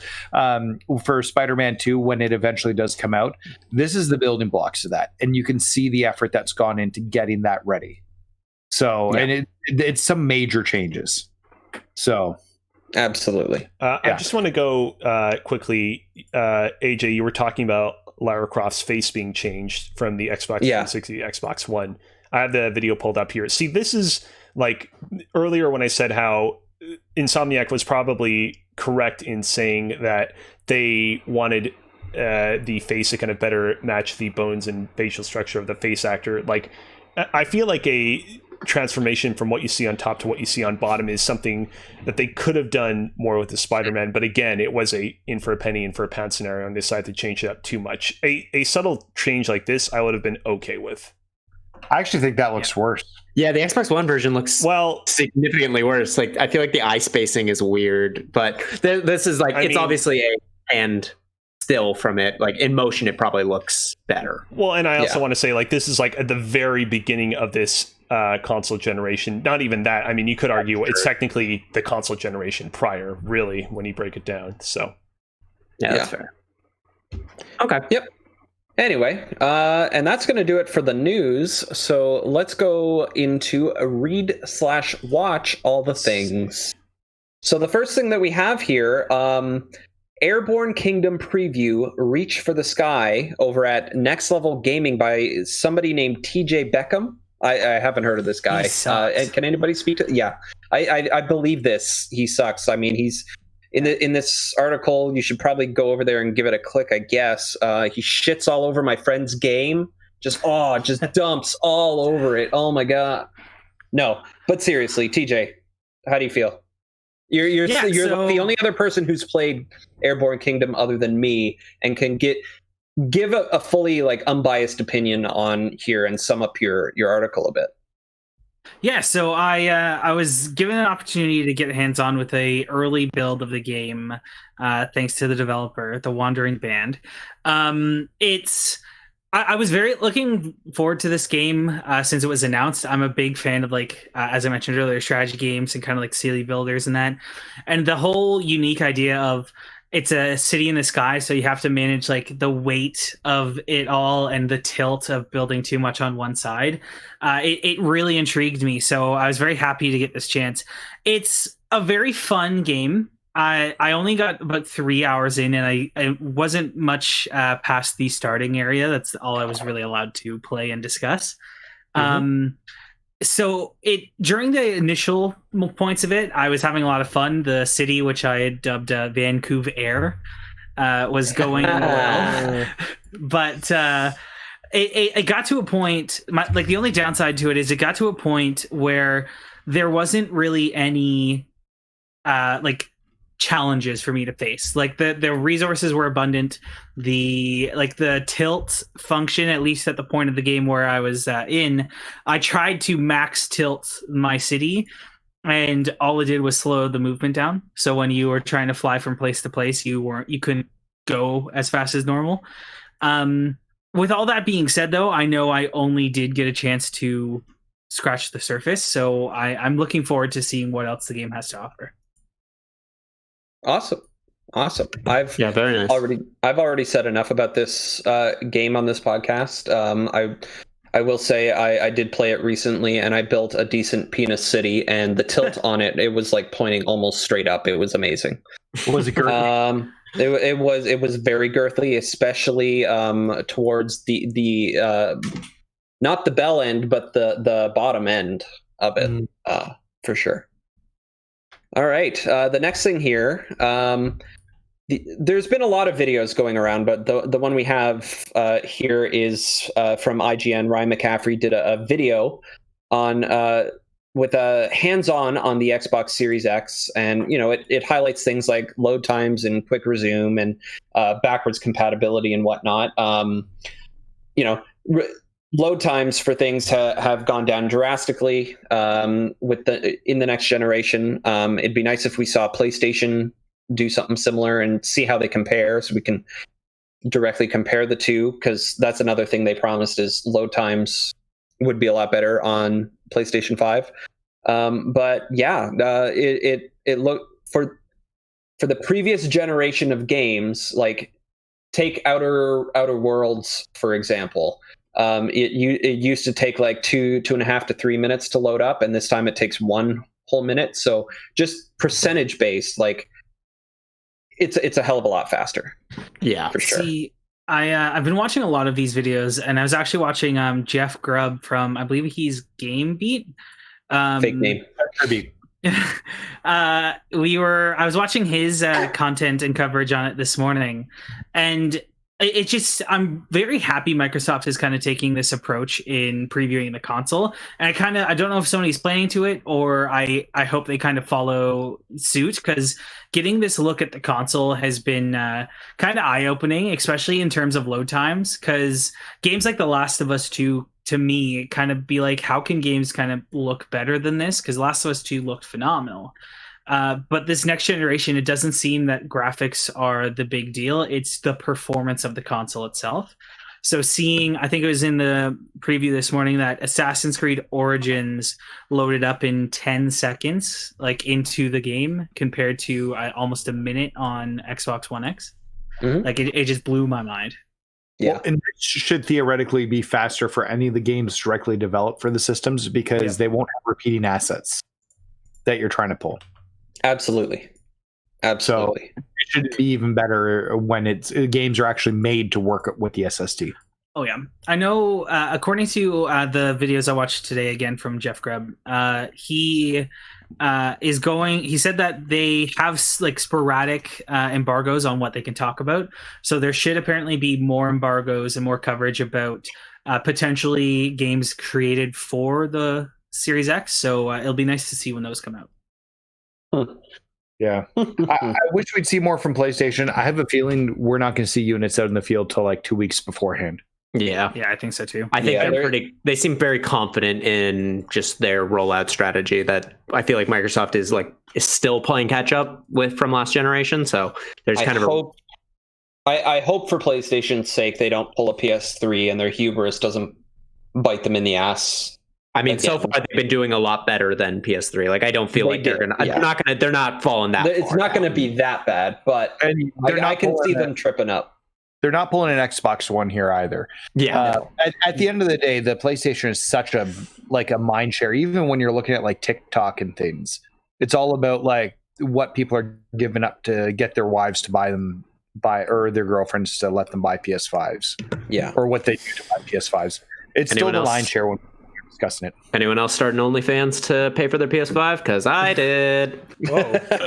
Plug it at the end of the show, baby. The more you got to add it to the Streamlabs bot. I just want to say quickly that the more weeks pass, the more I feel like I should probably jump in on the Xbox Series X bandwagon in the end. Previously, on previous episodes of the show, I was like, I'm just going to get the Series X because there's not enough that appeals to me. But get that future proof.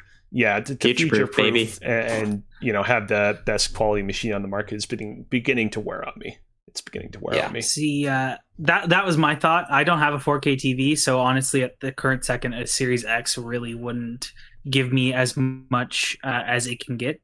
But I figured someday I'm going to have 4K, or I know the X is compatible with 8K. So I'll be there at some point. So I might as well grab that now than the Series S. If you want, you can have one of my 3 pre-orders. Oh, I accidentally have 3 pre-orders. So. I'll think about it. I'll get back to you. Yeah. Anyway, the next thing here, just really quick, the future of Among Us. Among Us is the one of the more popular games on Steam. On Steam and on Twitch. All of a sudden, all the YouTubers are playing it. I've watched a lot of streams. I haven't played the game myself. TJ, I know you've played it. I know some of Nathan, you've played it. I don't know if your experience, Alex, counts necessarily because you played it for 10 minutes? Mine, yeah, I've had 2 very, very brief experiences with it, both with the KFTO group and some of my friends from school. Cozy, have you tried it yet? No, I'll probably play it at some point. It's not. I haven't played it as a result of any disdain for it. It's just, Yeah. The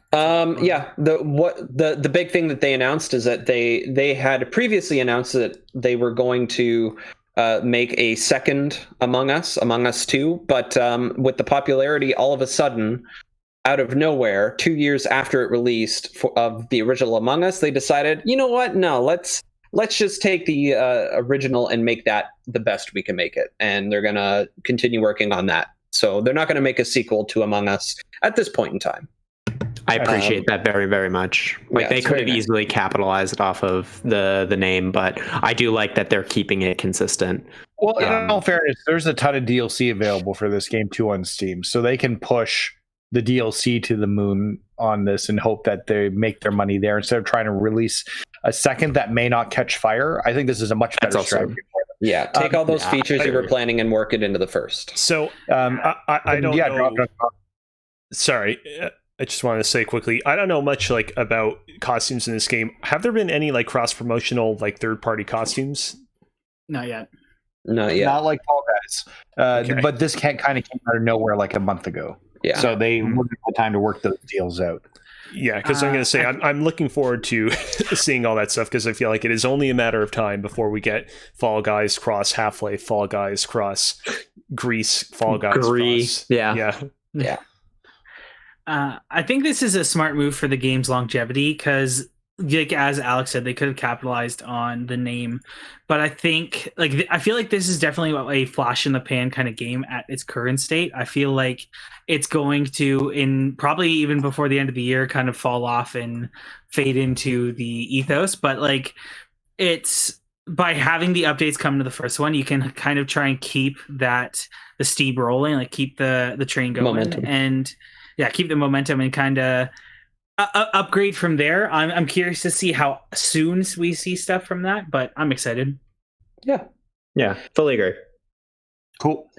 And then lastly, Xbox Game Pass Ultimate members will get EA Play on November 10th. So when the console releases, they will have access to the EA Play, which is a similar service to Game Pass, but for EA games. So Game Pass continues to get better and better each day.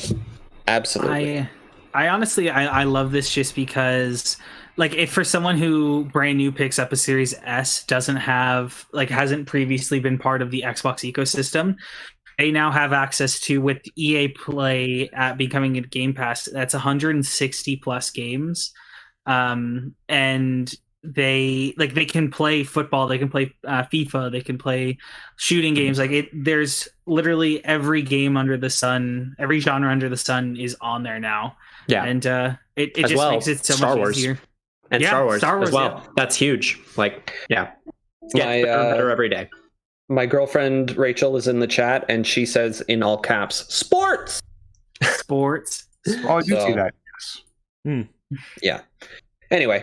So Now it's time to move on to raining deals. Ballant, you have something in here that I don't think you put in. I definitely did not, but it's still, it's on brand. Yeah, it's on brand. So Dark Horse announced a Halo Infinite collector statue. One of the things that's really nice about this is I thought it was going to be a collector's edition that you'd have to pay for, or like you'd have to buy like the game with it as well. Nope, it's just a statue. It comes out in November. It's Master Chief. He looks beautiful. Like, like it's classic design Master Chief. It's a gorgeous statue. Where can we get it? Because there's no Canada listed on that website. From what I can tell, it is EB Games. The retailer for it, and it is $90. So Christmas is coming, right, babe? Look at you. Yeah, because he lists EB Games as a retailer for New Zealand and Australia, so it would make sense. Yeah. And so it's coming out the same day that Halo Infinite probably would have come out, if I'm not mistaken. So instead of getting that game in November, you could get this very cool Master Chief statue, and that's probably what I'm going to do. Just to look at it. Absolutely. Just to look at it. Nathan, you got something in here? Yeah, PlayStation Plus announced the games that will be coming next Tuesday. So for PlayStation Plus, it's really a mixed bag this week, but this month. Need for Speed Payback and Vampire. So I pulled up Need for Speed has been a troubled franchise over the past few years and may need its own rehab at some point in the future. But Need for Speed Payback is not one of the most well looked at games. It has a 61 on Metacritic. So I'm actually surprised they went for that one over Need for Speed Heat, which launched last year. And for the most part, people thought it was a big improvement. And I actually really like Need for Speed Heat. I picked it up and put quite a few hours into playing it. It really, like, in Miami, and it had the pinks, and it really reminded me of Vice City. And I thought, like, it just everything about it, like design of the cars, it was the closest to Underground without redoing Underground. So so I'm really surprised they went with that one. The other game that they've added is Vampire, which I haven't played. It's got a 70 on Metacritic, but I know people did like Vampire, so I'm curious to try that out. Yeah. I'm curious to check it out too. What I heard about it is that it's like one of those cult classic games. Vampire feels like the perfect kind of game to have on PlayStation Plus. My problem is that I feel like alongside Vampire, I would also want something that's like a standard proven success, and Need for Speed isn't really that kind of game. If it was Need for Speed, like Heat or something else, yeah, I agree with you. I don't think they picked the right game for the franchise, but yeah, this isn't. We've seen some stronger months. This isn't one of the stronger months. But in November when it hits, you'll have that whole PlayStation collection hit in the PlayStation Plus. I wonder if we'll see other games added too. They must be other games. Anyway, I see Mitch has some stuff in here. So Nathan, why don't you go ahead and read those for him? Because he's not here to do it himself. Yeah, I don't know. Mitch put these on the list. I don't understand why he did.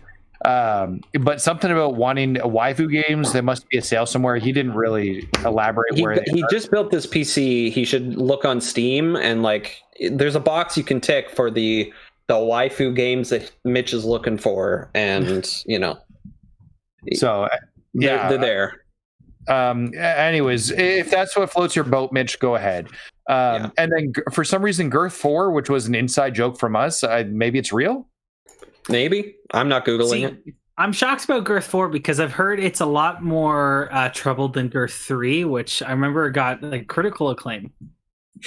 Mm-hmm. Yeah, didn't they rush that Girth 3 out? It wasn't a little bit of a, I don't know, like no idea. No. It depends on your stance. Were you trying to make the sound of a car engine? No, that was just my brain stalling, trying to think of a funny joke. Your brain was the funniest joke isn't on this like podcast. An engine. My understanding with Girth 4 was there were too many explosions. Yeah. So left a big mess. Anyway, on to the topic of the show. Woo! One important news story that we left out is Amazon is getting into the streaming space with something called Luna. And by the looks of it, Stadia is in trouble, guys. When have they not been? Listen, Say it ain't so. Listen. Yeah, you can't do it like that. You can't do us like that. Stadia works. It's because it works doesn't mean it's good. I hope you of all people should know this. The tech on Stadia is good. Stadia is good. The entire way they've laid out the system in the store was bad. And the games that they provide are just not enough to get people on board. Because they don't add enough. Here's another thing. So breaking today, actually, Google had their event where they announced their new phone, the Pixel 5, and they announced some other products and stuff. And there's a new Chromecast, right? Chromecast is the thing that comes with the Stadia controller when you buy it, so that you can play on a TV with a Chromecast. Great! Wow, this new Chromecast does not support Stadia. What? What the fuck? Yo, they're killing it. That is the sign right there that they are killing Stadia. What the fuck are they doing? They're killing it because it was a terrible failure. Yeah. Wow. Okay. So yeah, I put a Reddit link in there. Cozy's got it on the screen now. They're saying Stadia isn't supported on Google's new Chromecast device. If that's true, I'll eat my hat. From the username Ollie Francis. 5 days ago, he said that, and I guess he has to eat his hat now because apparently that's been confirmed. Like, this is a new 4K streaming device, a new Chromecast that comes out as an answer to all these third-party Android TV boxes. It comes with a remote and everything for quickly accessing YouTube and Netflix and whatnot, and it looks like it's even got one of the original iPod scroll wheels on it. It looks really cool, actually, kind of. Anyway. By the way, in the Reddit thread that this was a image, responding to this image, Ollie Francis says, "Oh my god, it's so chewy." So apparently he went through with his thing, so hey, he's a man of his word. Good for him. Good for Ollie over on Reddit. That boggles my mind. The fact that they're not even like, oh my god. Yeah. That fully means that they're killing it. How do we rehabilitate Stadia? If they were to listen to us, how do we tell them how to fix it? What? Put it back into beta, or make it into beta. Give current subscribers like free subscriptions for so long while they fix the system and develop a Game Pass like Netflix style system for it that you pay monthly for. So that specifically the Netflix style system, which was what everybody presumed Stadia was going to be from the start. It looks like Amazon saw that and was like, "Oh yeah, motherfuckers," and then fucking they went and made those deals all this time, and now they've got their own Netflix for games that competes more with Microsoft's Game Pass than anything else. So buying games a la carte was clearly a mistake. Google Stadia Premium subscription, whatever, doesn't justify the amount of money that it costs. Like, the games that they are giving away each month they're just not worth it. This really feels like that move was like trying to copy the trends from, like 4, 5, 6 years ago, before Game Pass was a thing, where it's like now Game Pass is the kind of standard. That's like, if you're going to do a new subscription type service, it has to be able to compete with Game Pass, because otherwise what is the point? Because Microsoft is also now doing the streaming technology, which Azure seems to be working just as well as Stadia, and they have the catalog to back it up. Yeah. Sorry, I have a question that I'd like to ask, as you can see by me raising my hand. Yeah. Okay, so back when Google Stadia was first rumored, some of the features that they talked about that you'd be able to take advantage of on it were things like making a save point, saving that save point as a link, and then opening up that link and basically being able to jump directly into your own copy of the game at that save point. Was that ever introduced? There was the They recently introduced something, and I think it's in Ghost Recon, where you can see somebody else's camera view, but within the game itself, and it's just because it's all running on like the same server machine. It's a whole thing, and they just recently integrated the link service, which really just opens up to the store page, and then if you already own the game, it just launches the game, which if you click the link in whatever YouTube video description that the person whatever is playing on, that's how you do it. But yeah, none of those other promised features like specifically like you right now, yeah, you can kind of like pick up and play anywhere, but it's not as seamless as they made it look like it was going to be. Like you could go from your phone, but then you have to open it up on a browser somewhere else, and like there's no real easy way to just take I'm playing this game here, I want to move it onto that screen. You typically what, like in my experience so far, is like I've had to stop playing somewhere and then open it up somewhere else. If the game might hold itself in like a suspended state for like 5-10 minutes, like if it were to crash, but I've had to close out of the game in order to get it to boot up elsewhere before. So that feature still also doesn't work. TJ, you were going to say something. Well, I was going to say, I wanted to step back because I know we started saying that Amazon's launching their own gaming platform and Stadia's in trouble, but like we didn't really touch on the features of the Amazon one. The big things, so Amazon, as you guys had said, was they do have a Netflix style subscription. So I think it's $5.99 USD for the early access price will give you access to over 100 games, kind of like Game Pass. I know Control was kind of the big one they were showing.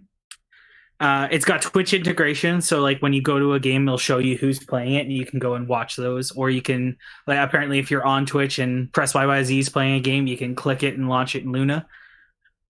They have an Alexa-enabled controller, which I find a little... I'm tired of all these different controllers.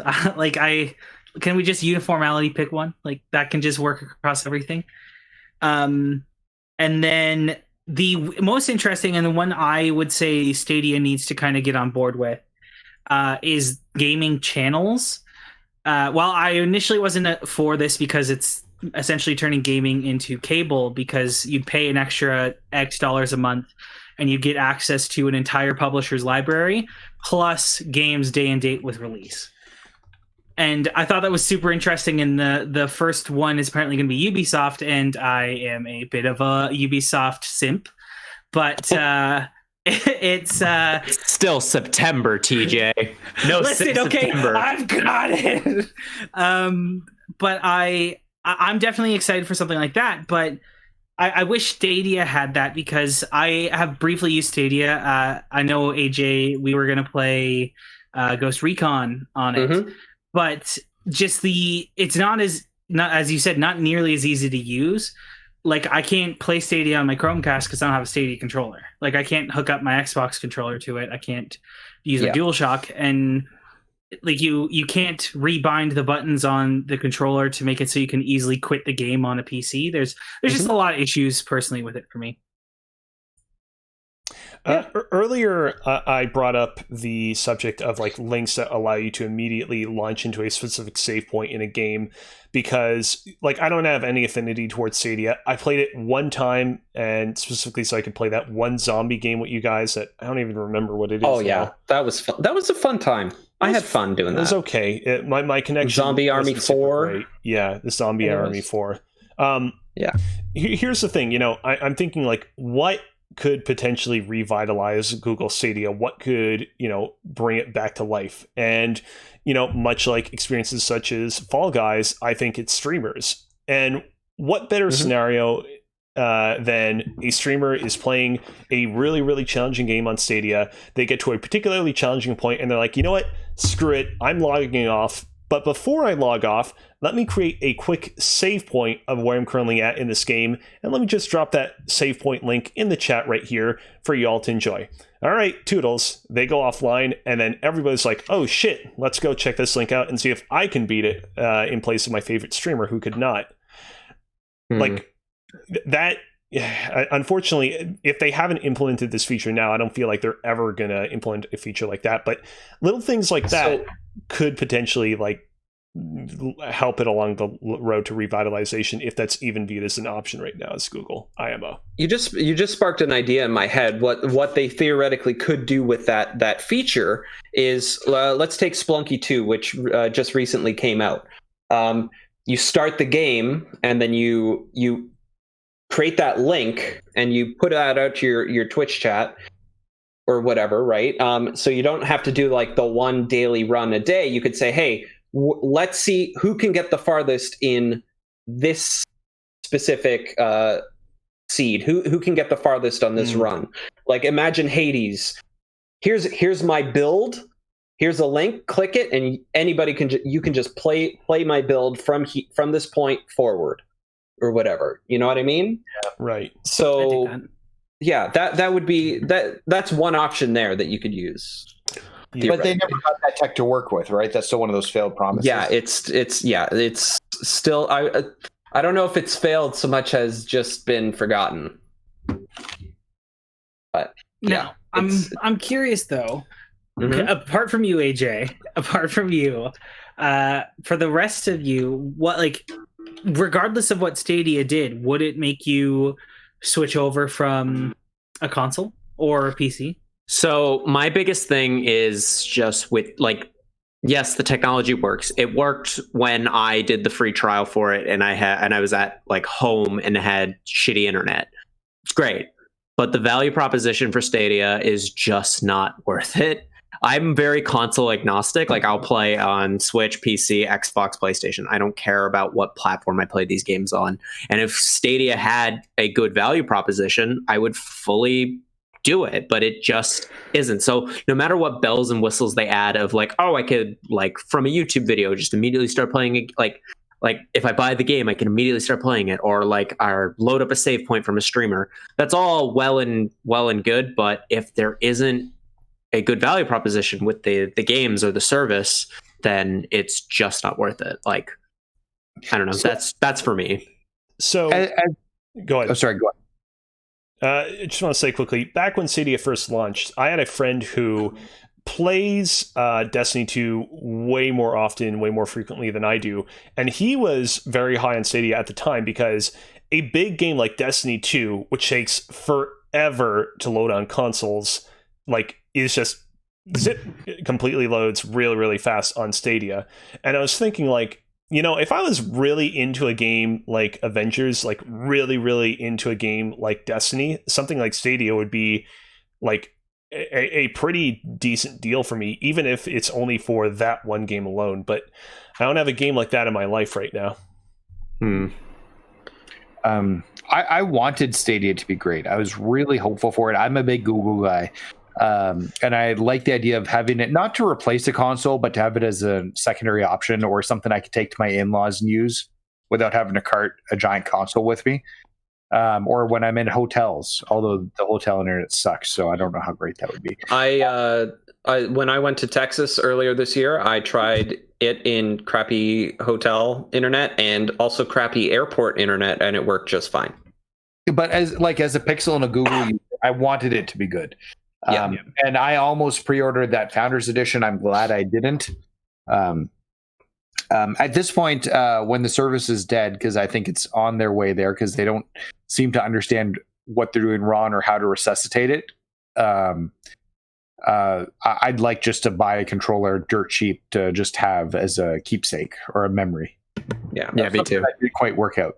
As someone who owns a Steam controller, I would like to own all the shitty controllers. Oh, you need to get the Jaguar. Got to collect them all. Controller.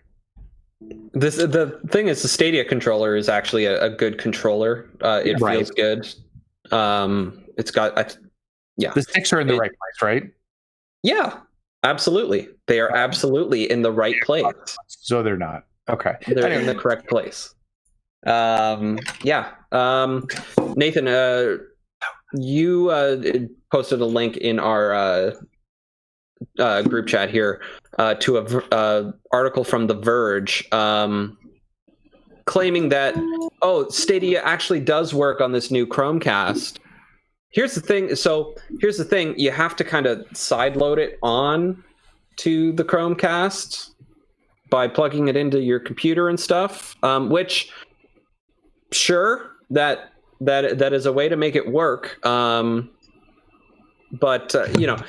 this to me just shows that, hey, you know what? It's not here right now, but maybe it will be coming in an update on this piece of hardware. Yeah. But my guess is why couldn't this be here in there right now? So I don't understand. My guess is you have different departments working on different things.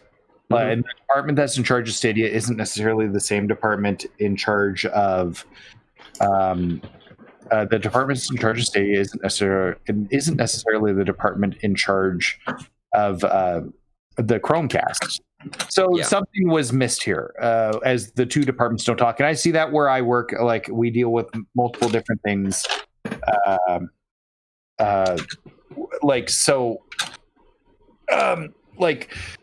You just see departments don't talk to each other, and I think this is one of those situations. I think that there will probably be an update because it's a big miss, and I think they'll probably fix it quickly to get it an official update versus side loading.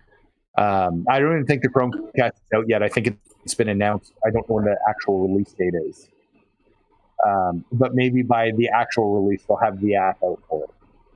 I did just pre-order one of these new Chromecasts, and people on Reddit have been posting like they're just finding them in Walmarts. So maybe they're out then.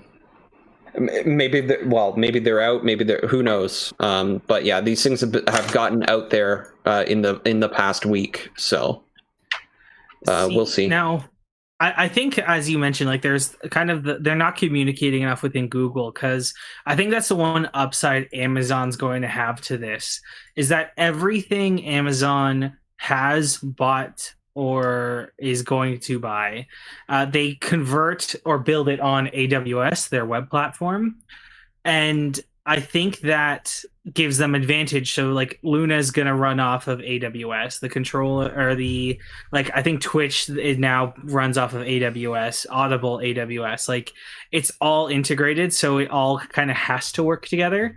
Mm-hmm. So that's a plus for Amazon. And I think, again, like I can't remember which is the larger company, Alphabet or Amazon, but like Amazon's got the money to build, and this is ultimately they want this to get your data. So yeah.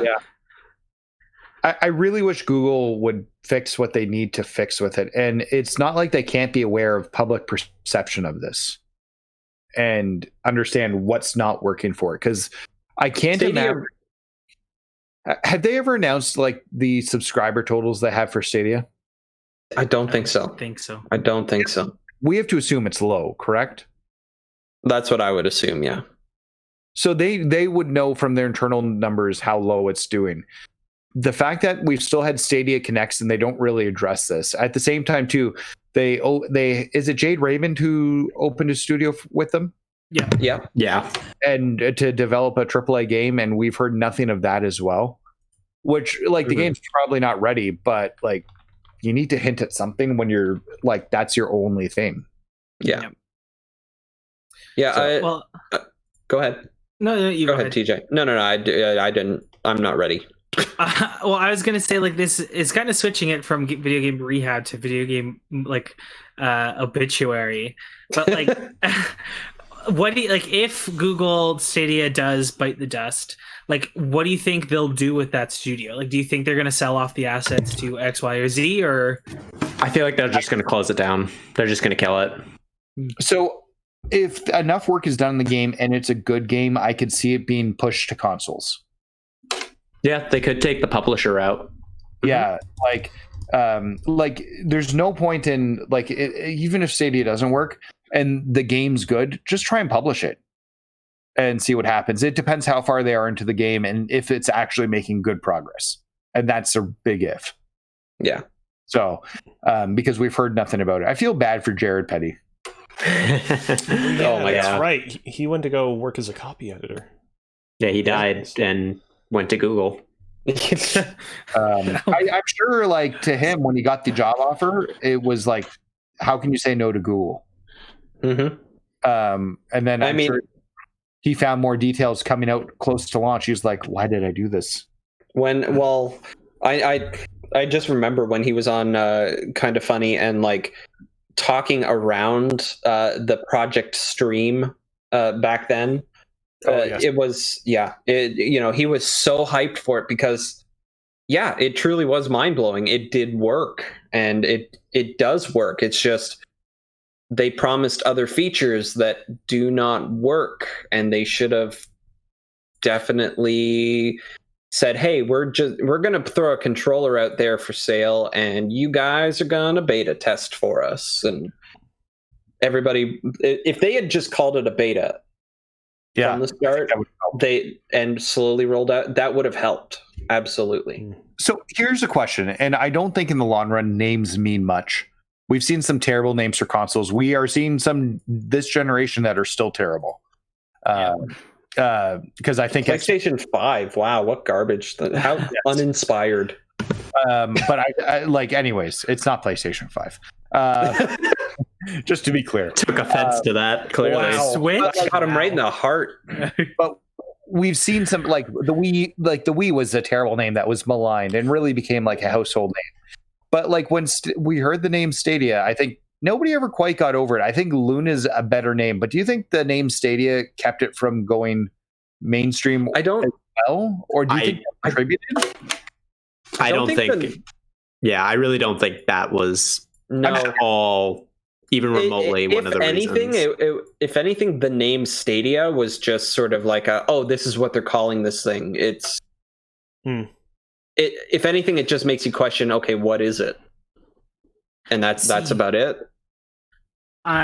For me, I'd say it's Stadia. It is a very blah name, and I know, given my experience, like in marketing and advertising, the name, it's not make or break, but it definitely helps if it's a good one. And I couldn't think of a better name right now for it. Like I'm not saying I'm better than Google, but like I feel like Stadia it didn't have that household connotation to it, kind of like PlayStation does, or even Xbox or Nintendo kind of do now. Like it's like, oh, it's Google Stadia. Like that doesn't explain what it is to someone who doesn't know the various Google products, like YouTube. Like, oh, you watch stuff on there. Gmail, oh, it's email. Like Stadia doesn't explain anything about what it is. I mean, like unless you're a super nerd, like Xbox doesn't either. It stands for Direct Xbox. Yeah. Right.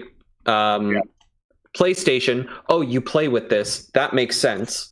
And then Nintendo's always been so ingrained. It's been synonymous with playing. Right, from playing cards to the arcades to everything. It's just Nintendo is Nintendo, right? Yeah. So it's not necessarily a good name, it's not a bad name, it's just this is what they call it, and who knows what they're going to do with it. I feel like we've exhausted the conversation on this a little bit. Anybody have any closing thoughts on how Google can like pull Stadia up out of the ditch and save it? If they're not committed to killing it, which I really feel like they're going to at this point, if they're still committed to trying to make it work, use that big dick Google money and start doing Amazon. Just copy Game Pass. Start making deals with devs. Start making your service. Start having a good value proposition for your service. Yeah, I agree with that. They need to rethink this Premier thing for the $10 and get that into a subscription service that's a la Game Pass and have very similar things. And the other thing they need to figure out is exclusives. Definitely.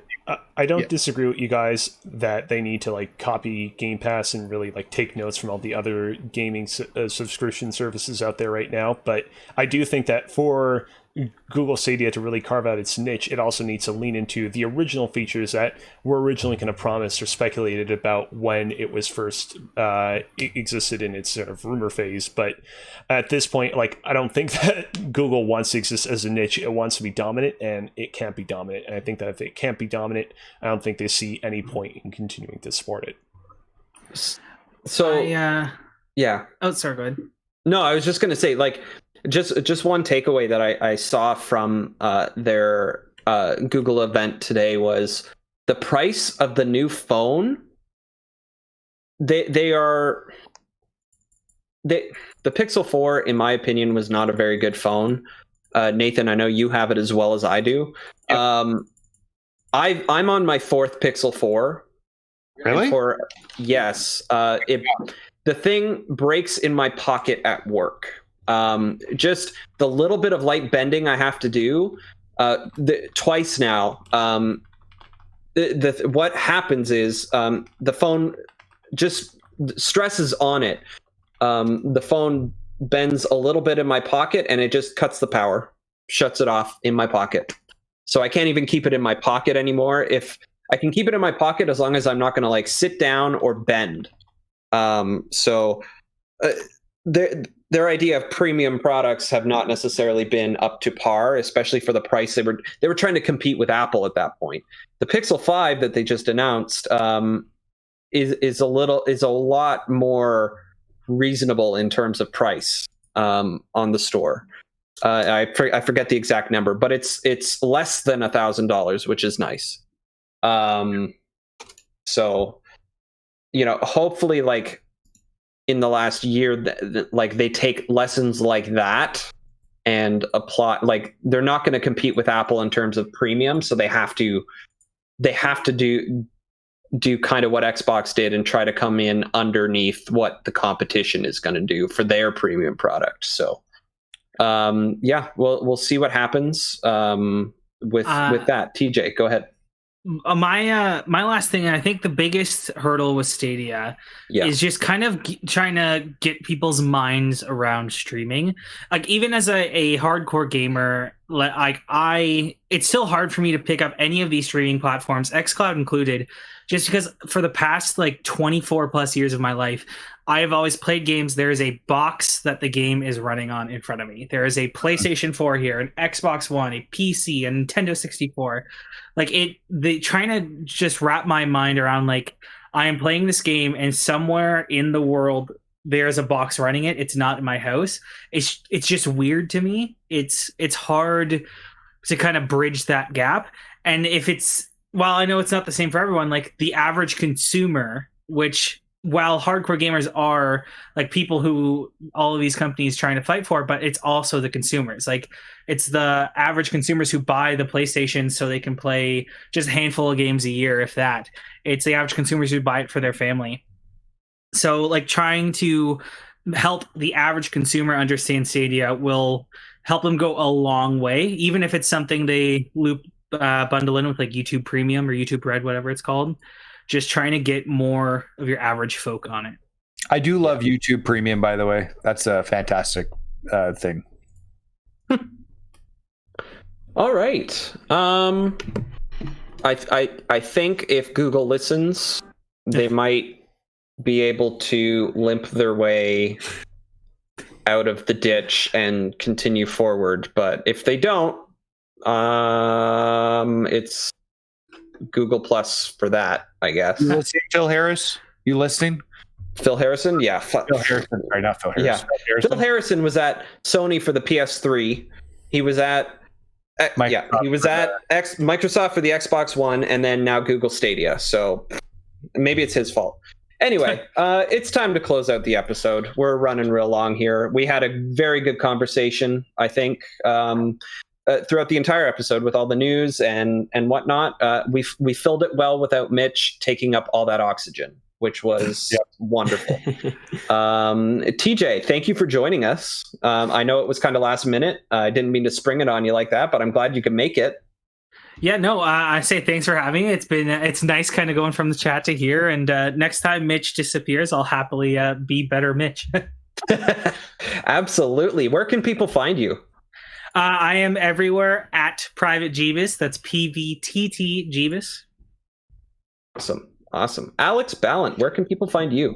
So, Instagram is the place that I use the most, and that is blatantly Alex. And I do use Twitter quite a bit as well. Blatantly_Alex is that one. I'm actually, surprisingly, with the workload that I have taken upon myself by being back in school, I am working on a new video. I'll just kind of like, I've already got the title for it, and I'm mostly almost done the script for it, and then it's just about filming it. It's called You Are Enough. It's not about video games this time, but I'm really excited about it. So awesome. Stay tuned for that on youtube.com/blatantlyalex. Great. Cozy, where can people find you? You can find me on Twitter at AlexKazina. You can also find me on Twitch at twitch.tv/CozyBearLive. I am still trying to reach my 15 sub goal so that I can host my first ever cooking stream. I am about 3 subs away, I believe, from hitting the goal. So please, if you have a few bucks to spare, go and subscribe so you can see me cook live on camera. If you don't have a few bucks to spare, that's okay. I know that people are all getting a little bit pinched financially as a result of the coronavirus's second wave. But all the same, be sure to spread the good word. Absolutely. Nathan, where can people find you? Follow me at _NMAC on Twitter. That's where you'll find most of my stuff. Also, breaking news, you can now download Mario 35 onto your Nintendo Switch and start playing. Oh, hell yeah. Until March. Very nice. Until March 31st, right? Limited edition, because the game will end.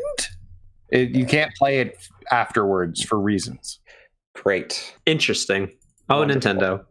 Oh, Nintendo. Nintendo's gonna Nintendo. Anyway, I have been your host, AJ Fraser. You can find me all over the internet at TimesHero, capital T, capital H. That's Twitter, that's Instagram, that's all that fun stuff. Mitch, George, I hope you're doing well out there. We miss you, buddy. We miss you. You're supposed to be back next week. I hope you survive. I hope you survive, and we see you once more. I'll never be in your favor. Yeah. What do we say to the god of death? Not today. And with that, thanks everybody for watching. Thanks for listening, and thanks for playing. Take care, guys. Bye, guys. Toodle.